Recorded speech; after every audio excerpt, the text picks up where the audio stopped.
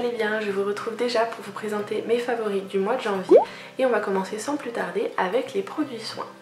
Donc tout d'abord je vais vous présenter un petit emballage puisque en fait le savon en lui-même n'est pas forcément très joli à montrer à la caméra. Donc en fait c'est le savon à la spiruline de la marque Atelier Altagne qui est donc une marque corse.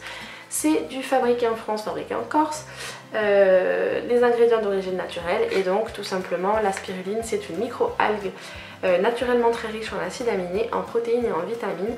Ces nombreux nutriments lui confèrent la possibilité de protéger le collagène et l'élastine de la peau et de limiter ainsi l'apparition des rides.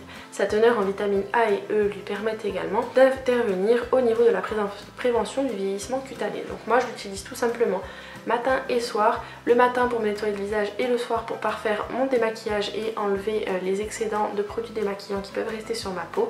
Ce n'est pas du tout un savon qui va me faire tirailler la peau, qui va me dessécher la peau, bien au contraire. Il a des propriétés, je dirais, presque hydratantes, voire nourrissantes. Je trouve que ma peau est beaucoup mieux depuis que je l'utilise. Je pense que ça peut être lié à d'autres produits que j'utilise dans ma routine soin du visage puisque je me tourne de plus en plus vers le naturel et notamment avec ce produit là. En plus c'est une marque corse donc j'avais bien envie de vous en parler.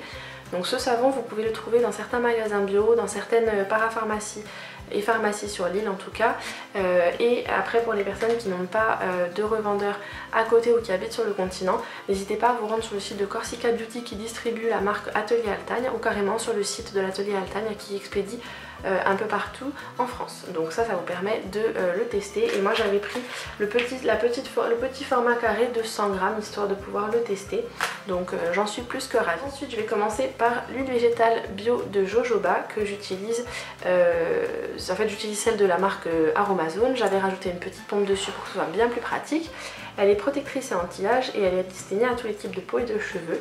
Et en fait ce que je fais c'est que le soir je mélange une pompe d'huile de jojoba et une pompe d'huile de nigel que je mélange, j'applique sur tout le visage et ensuite je mets la crème dont je vais vous parler juste après.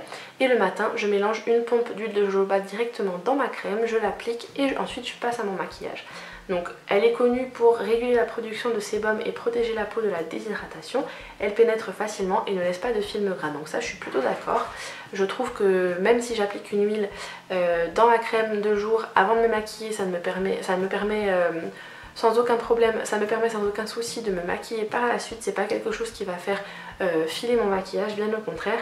Je trouve que ma peau est beaucoup mieux depuis que je l'utilise. Donc après j'ai changé un petit peu tout d'un coup certes, mais du coup la combinaison que j'utilise en ce moment me va très bien à ma peau. Donc j'en suis très contente et je ne peux que vous la recommander. En plus c'est pas quelque chose qui est excessivement cher. Et j'avais pris le flacon de 100 ml. Toujours chez Aromazone, donc là le petit pot c'est un pot que j'avais acheté sur le site, c'est un flacon, c'est un pot airless de 50 ml. Donc ce qui est pratique c'est que vous n'avez pas, malgré le format pot, vous n'avez pas à aller mettre votre doigt dans le produit et du coup à le contaminer. Donc en fait vous appuyez dessus, vous avez votre produit qui sort. Et en fait je l'ai composé moi-même avec des produits que je vous avais présentés dans mon haul Aromazone, notamment avec mon petit format de 50 ml de la crème désaltérante déjà toute prête que vous achetez sur le site directement d'Aromazone, qui est une crème bio à base de l'aloe vera notamment et d'hydrolat de menthe poivrée. Et après en fait sur la fiche produit de la petite crème désaltérante, je vous conseille d'aller jusqu'en bas. Vous avez des suggestions en fait de mélange à faire pour créer votre crème personnalisée. Donc si je ne vous dis pas de bêtises, dedans j'avais mis de l'actif Bactipure donc pour lutter contre les imperfections. J'avais mis les microsphères de silice que j'utilise également comme poudre libre, comme agent matifiant. J'ai mis de l'huile essentielle de bois de haut parce que j'avais envie d'autre chose que d'une odeur de titri. Le bois de haut c'est assez fleuri, ça reste quelque chose de très vert donc il faut s'y habituer, mais j'aime vraiment beaucoup cette odeur. J'utilise en fait l'équivalent d'une dose qui sort à chaque fois que je presse le poussoir matin et soir sur ma peau et j'en suis ravie. Elle est plutôt matifiante, ça fait une très bonne base de maquillage et je l'aime vraiment beaucoup. Donc je ne peux que vous la recommander pour les personnes qui ont la peau mixte à grasse avec des imperfections, de faire cette petite mixture. J'essaierai de vous mettre le lien donc, de la crème désaltérante sur le site d'Aromazone et après vous descendez dans les petites fiches recettes où ils vous donnent les équivalences de poids et de doses pour les ingrédients à rajouter dedans et je trouve que ce flacon est juste hyper pratique. Voilà tout pour ce qui est des soins. Passons maintenant au maquillage et je vais commencer par un outil enfin par un accessoire entre guillemets, c'est un pinceau et c'est un des pinceaux que j'avais eu dans mon énorme kit, mon kit pro de Zoeva, donc c'est le numéro 104, c'est le Buffer. Donc moi je possède la gamme Rose Gold volume 1, donc avec le manche noir et la férule dorée or rose.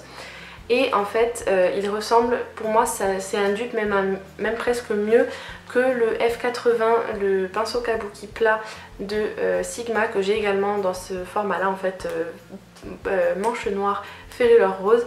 Et en fait je trouve que celui-ci, l'avantage par rapport au Sigma, c'est que déjà je trouve qu'il laisse beaucoup moins de traces de pinceau. En plus de ça, il boit beaucoup moins de fond de teint, donc toujours un petit plus quand c'est un peu plus économique. Il est excessivement doux, je ne l'ai pas encore lavé donc je pourrais pas vous dire comment il rend au lavage, mais en tout cas il fait un teint de fou. Je l'ai utilisé avec le fond de teint Accord Parfait la dernière fois que je l'avais appliqué, donc là aujourd'hui je me suis pas maquillée avec ce pinceau, mais je suis maquillée avec ce fond de teint. Et j'avais essayé les deux ensemble, ça fait un très joli teint, très naturel, plutôt couvrant d'ailleurs, ça permet d'avoir une couvrance assez modulable.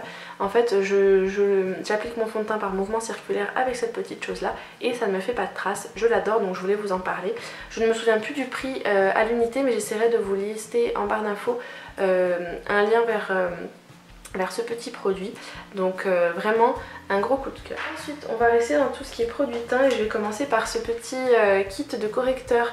Donc c'est le numéro 5, c'est la palette, je crois que c'est le numéro 5, c'est Harmonie Professionnelle de la marque Make Up Forever, que j'avais eu et que je vous avais montré dans un haul Sephora, puisque à l'occasion du Black Friday il avait été bien soldé et je l'avais payé pas excessivement cher pour ce que c'est. Et en fait dedans vous avez donc 5 couleurs différentes et en fait moi j'en utilise 3 sur les 5 au quotidien, donc notamment le correcteur vert pour les petites imperfections et les rougeurs, donc l'anti-cerne, donc le correcteur pour camoufler mes cernes et autres, et surtout dernière couleur en date que j'utilise, c'est la orange, suite au conseil de la blogueuse Les Chroniques d'une Blonde.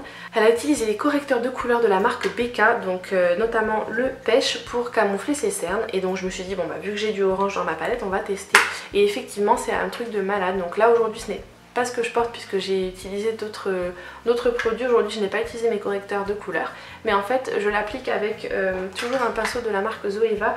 C'est le pinceau pour le correcteur et en fait il est parfait pour le coin de l'œil et le dessous de l'œil, et j'applique un tout petit peu de correcteur orange juste dans mon coin interne, donc que ce soit sur le début de la paupière ou sur la paupière inférieure, et en fait je le fonds bien et par dessus je rajoute le petit correcteur couleur peau pour camoufler donc ce orange, et c'est un truc de fou à quel point ça camoufle bien les cernes, donc j'en suis hyper satisfaite. Et du coup je voulais vous parler de cette petite chose là puisque vous avez 5 correcteurs en un. Donc après c'est vrai que ces deux teintes là ne sont pas forcément adaptées à ma carnation, mais au moins lorsque je maquillerai d'autres personnes avec des carnations plus foncées, j'aurai également ce qu'il faut. J'avais envie de vous parler de deux blush que j'ai beaucoup utilisé au cours du mois de janvier, notamment celui-ci, donc c'est pas la première fois que je vous le présente, c'est le Shame on You, donc dans la gamme Colorful des blushs Sephora. Donc c'est celui-ci qui m'était arrivé cassé, mais bon il est trop joli. C'est un blush mat, un petit blush rosté, on peut dire ça comme ça, je sais pas si vous verrez bien, et c'est vrai qu'il est super bien. Ils sont pas excessivement chers, je crois qu'ils sont aux alentours de 10 à 12 € maximum sur le site de Sephora. Alors cette teinte n'est pas soldée, mais je sais qu'il y a 3 teintes qui sont soldées qui sont plutôt sympathiques, donc n'hésitez pas, c'est de très bonne qualité. En plus de ça vous avez la possibilité de les dépoter pour les rajouter dans une palette à part, donc c'est toujours un bonus. Et le deuxième blush dont je souhaitais vous parler, c'est mon premier blush BK, donc que je vous avais montré il y a un petit moment maintenant dans un haul Sephora, et j'avais craqué pour la teinte Flower Child. Il avait été sur ma wishlist. Je le trouve juste magnifique, c'est un blush qui est irisé mais pas trop, ça fait pas boule à facettes. Malgré mes imperfections, mes petites irrégularités sur la peau ou mes pores un peu dilatés, ça ne me choque pas quand je le porte. C'est celui par contre que je porte aujourd'hui et que je trouve vraiment canon, il donne vraiment bonne mine. Et malgré le fait qu'il soit irisé et très lumineux, j'ai quand même rajouté de l'highlighter par dessus, et c'est celui dont je souhaitais vous parler. Même si je l'ai depuis très peu de temps, donc je vous le présenterai également dans un haul je pense samedi ou mercredi qui suit. C'est un highlighter de la marque Serge Louis Alvarez, donc SLA, et c'est tout simplement ils appellent ça Touch of Glow Champagne, donc c'est un illuminateur couleur champagne tout simplement, champagne doré, et c'est celui que je porte aujourd'hui. Je trouve qu'il fait vraiment un effet très naturel, pas boule à facettes, très lumineux, il est vraiment magnifique. Alors je sais qu'il est assez cher parce qu'il me semble qu'il est aux alentours de 20 ou 25 euros. Après c'est une marque de maquillage professionnel qui peut vraiment faire concurrence à Make Up For Ever et à MAC. Alors après effectivement je l'ai payé beaucoup moins cher que le prix de vente, puisque étant en formation esthétique je bénéficie des tarifs étudiants sur la marque. Donc c'est vrai que je me permets du coup de tester pas mal de leurs produits, et notamment cet illuminateur que j'ai acheté grâce à ma petite Prissou qui est en formation avec moi. Merci encore ma belle, parce que c'est vraiment une super découverte et je le trouve juste canon. Il fait pas du tout, c'est pas quelque chose qui fait trop, vous voyez, c'est vraiment, je le porte aujourd'hui malgré ma peau grasse, c'est pas quelque chose qui choque. Je le porte sur le bout du nez, l'arc de Cupidon et sur les pommettes, donc c'est pas quelque chose qui fait trop, je trouve. Après chacun aime ou n'aime pas, je sais qu'il y en a qui détestent l'highlighter, moi j'en raffole, et celui-ci est vraiment juste canon, donc je souhaitais vous en parler. Je vais pas rentrer dans les détails puisque je vous en avais fait une vidéo, d'ailleurs je vous la listerai dans les fiches juste ici. C'est 4 des nouvelles teintes de rouge à lèvres, de rouge velouté sans transfert de la marque Sephora. Donc ce sont les 4 en fait que j'ai le plus porté ce mois-ci. Aujourd'hui je porte la teinte Copper Blush, donc qui est je pense ma teinte préférée de toutes les 8 nouvelles que j'avais commandées. Donc là aujourd'hui je voulais vous présenter la Copper Blush que je porte. Une un peu plus foncée, c'est la Burnt Sienna, donc c'est un rouge, enfin c'est un, comment dire, entre le rouge et le marron, un petit peu plus soutenu que ce que je porte. Je le portais je pense sur quelques snaps que je vous avais posté courant janvier, vraiment très joli. Ensuite j'ai également le petit beige qui est donc un beige un petit peu grisé sur les lèvres, qui est vraiment juste canon. Très joli à porter aussi bien avec des maquillages comme j'ai aujourd'hui, un petit peu plus léger, ou un maquillage un peu plus soutenu. Et après c'est on va dire le rouge à lèvres que je suis le plus fière d'arriver à porter, puisque c'est quelque chose qui sort complètement de ma zone de confort. Pour certaines c'est vraiment rien, mais pour moi c'est énorme parce que je n'ai pas du tout l'habitude de porter de rouge à lèvres violet. Et celui-ci c'est le Bohemian Purple, donc tout simplement un violet que j'adore et que je trouve qu'il me va plutôt bien. Je sais que chacun ses goûts, il y en a qui m'ont dit qu'ils n'avaient pas trop aimé. Moi j'aime bien, j'assume, et je suis contente de pouvoir porter du violet. Voilà tout pour les produits de beauté. Je vais juste vous parler d'un thé. Donc c'est une marque corse, encore une fois, je sais, je dois vous saouler avec mon île, mais c'est une nouvelle marque de thé qui a... Je crois qu'ils se sont lancés au moment de la Noël ou début janvier. Donc c'est une marque qui s'appelle Calisté, qui c'est donc les thés corse. Ce sont des petites boîtes, donc vous avez un petit sachet dedans. Ne faites pas attention à la pince, c'est moi qui ai rajouté une petite pince Ikea pour un petit sachet. Donc c'est un petit sachet de cette taille là. Il fait 70 grammes et en fait c'est sur une base de rooibos, donc c'est du thé rouge, donc qui n'est pas vraiment du thé puisque le rooibos c'est une plante qui s'apparente au thé mais qui ne contient pas de théine. Donc l'avantage c'est que vous pouvez le consommer à tout moment de la journée. Sans caféine, sans théine, faiblement dosé en tanin, riche en flavonoïdes antioxydants, il se consomme chaud ou glacé à tout moment de la journée. Et du coup... notre rooibos provient exclusivement d'une agriculture raisonnée au cœur des montagnes Cederberg en Afrique du Sud. Donc à savoir que c'est l'alliance du rooibos, donc rooibos d'Afrique du Sud, et de plantes originaires de Corse. Donc là en l'occurrence c'est le détox dont je souhaitais vous parler parce que c'est vraiment mon gros coup de cœur, c'est celui que je préfère dans les 5 thés qu'ils ont sortis, même si j'aime énormément aussi le mélange Soleil de Corse qui contient de l'immortel et le mélange Réveil vitaminé qui est aux agrumes et au basilic, qui est plutôt sympa aussi. Mais celui-ci c'est celui qui se détache, c'est celui à la népita, au fenouil et à la menthe. Donc à savoir que la népita c'est une sorte de menthe sauvage qui se trouve en Corse et le mélange est juste délicieux. Moi qui suis une fan de thé à la menthe, je trouve que ça fait, sur une base de rooibos, c'est assez surprenant mais c'est vraiment très bon. Et alors l'effet détox je ne l'ai pas forcément constaté. Après comme je le dis souvent, je suis une adepte du thé, donc le thé me fait éliminer dans tous les cas, donc après le côté détox ou pas je m'en moque un peu, le goût est bon, c'est ce qui m'importe. Donc pour les personnes qui habitent sur Ajaccio, moi j'ai acheté les miens à l'épicerie fine Maison Ferrero qui se trouve boulevard Madame Mère. Qui est franchement, ils ont une équipe au top, la propriétaire est vraiment adorable et à chaque fois on discute pas mal, donc elle sait que je suis une accro du thé. Et vous avez également beaucoup d'autres produits, que ce soit corse, italien ou du monde, qui se trouvent dans cette épicerie fine. Vous avez de tout, aussi bien du sucré que du salé. Vous avez de très bons vins, de très bons champagnes, et notamment pour ceux qui cherchent le muscat pétillant 100% corse Nuit Bleue, il se trouve notamment à la Maison Ferrero. Et j'avais demandé directement à l'équipe de la marque Calisté où je pouvais les trouver parce que je voulais les avoir en magasin, et j'avais été redirigée directement par l'équipe à cette épicerie fine. Du coup c'était un plus, j'ai pu découvrir en même temps qu'ils avaient le Nuit Bleue. Bref, et sinon pour ceux qui veulent commander sur internet, vous l'avez également sur le e-shop Ipsica, donc je vous mettrai l'adresse juste ici. C'est aussi une blogueuse qui à travers son e-shop fait connaître plein de marques corses à travers toute la France, et franchement son e-shop est génial, donc je vous invite à y faire un tour. Et elle a également lancé sa marque de papeterie dans l'année avec une de ses amies, et c'est vraiment hyper sympa ce qu'elles font toutes les deux, donc n'hésitez pas à y faire un tour. Et vous pouvez notamment trouver les thés Calisté. Donc petit aparté Noustral fini. Petite pause thé justement, c'est pas le détox mais c'est le soleil de Corse. Dans mon petit mug que j'avais trouvé notamment à la maison Ferrero. J'adore ma messenger avec la petite anse. Bon par contre le premier je l'avais fait exploser parce que la blonde n'a pas réfléchi, elle a mis l'eau bouillante d'un coup dedans. Voilà. Hein? Merci Caroline. J'adore. Donc pour finir, j'ai deux choses dont je souhaitais vous parler qui ne sont pas des choses que je ne peux vous montrer, mais je vous mettrai les bandes annonces dans la barre d'infos, puisque je souhaitais vous parler d'un film que je suis allée voir et que j'ai adoré. C'est Demain tout commence, donc le dernier film qui est sorti au cinéma avec Omar Sy et la petite Gloria. Donc tout simplement ce sont les deux personnages principaux. Il y a également Clémence Poésy qui joue dans le film, qui joue la maman de Gloria. L'histoire du film, c'est tout simplement l'histoire du personnage joué par Omar Sy, qui est le type qui s'amuse, qui est en quelque sorte le gentil organisateur, le géo au sein d'un hôtel, qui s'occupe d'organiser les sorties pour les touristes, pour leur faire découvrir la baie de Cassis dans un hôtel plutôt de luxe. C'est également l'organisateur des soirées. Bref, c'est un joyeux fêtard qui couche à droite à gauche, qui a plusieurs aventures au cours de l'été avec des clientes.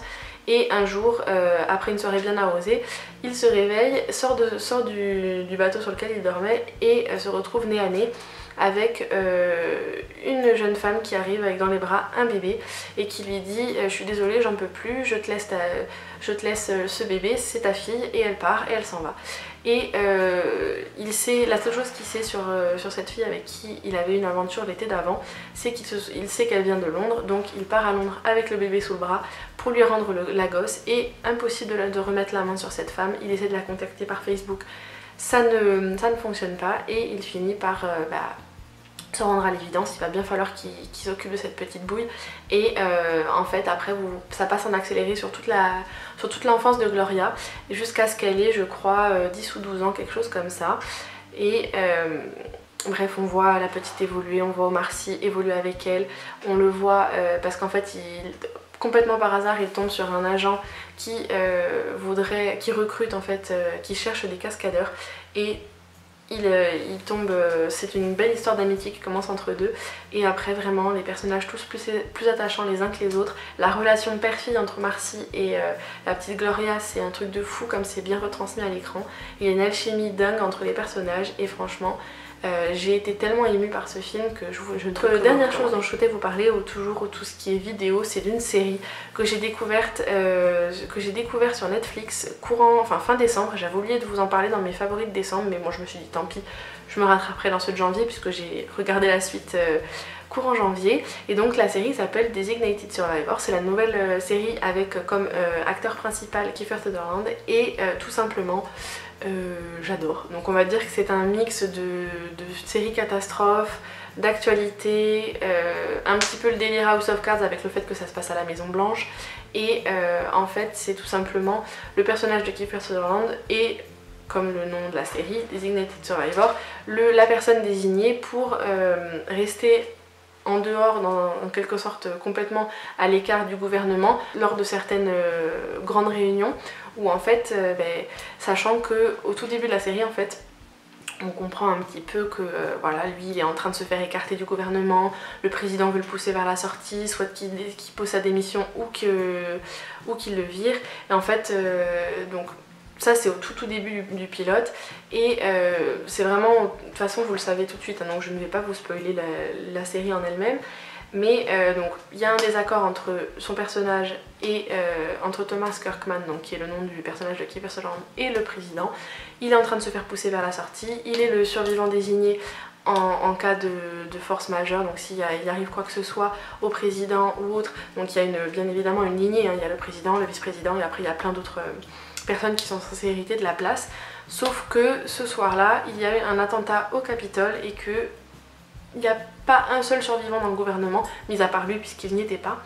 Et tout part de là en fait, avec le fait qu'il doit prêter serment, qu'il devient président des États-Unis alors que c'est le 13e dans la ligne de succession, qu'il était censé ne plus faire partie du gouvernement justement à partir du lendemain puisque le président l'avait poussé par la sortie, enfin bref.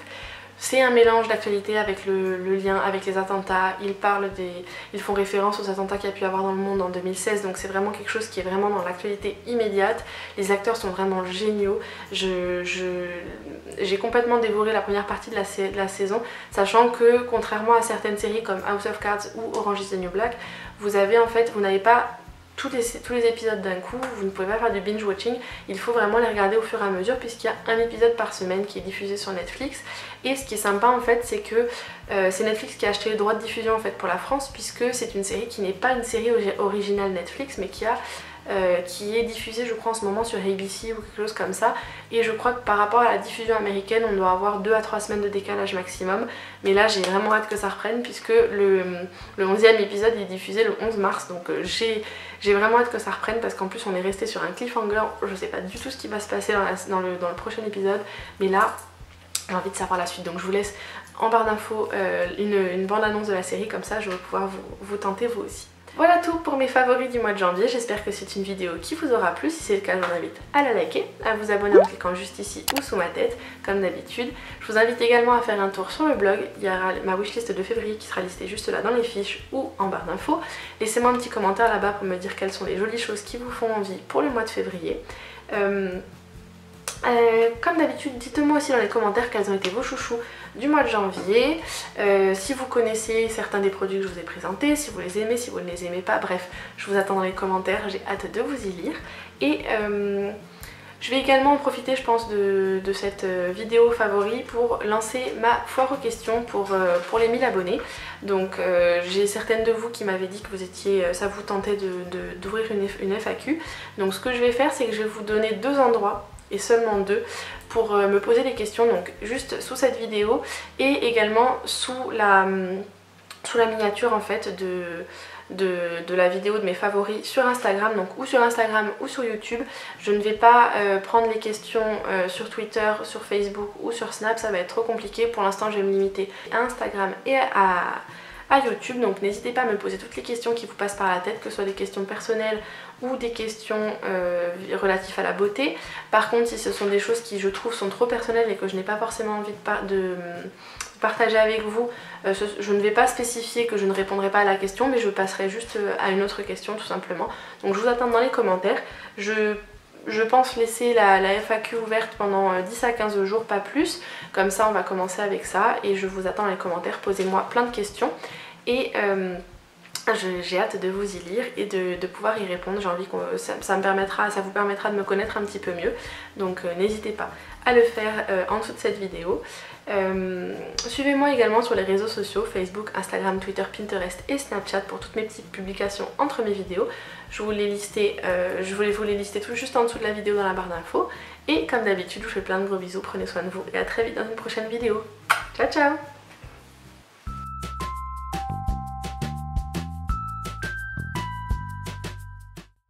Coucou tout le monde, j'espère que vous allez bien, je vous retrouve aujourd'hui dans une nouvelle vidéo.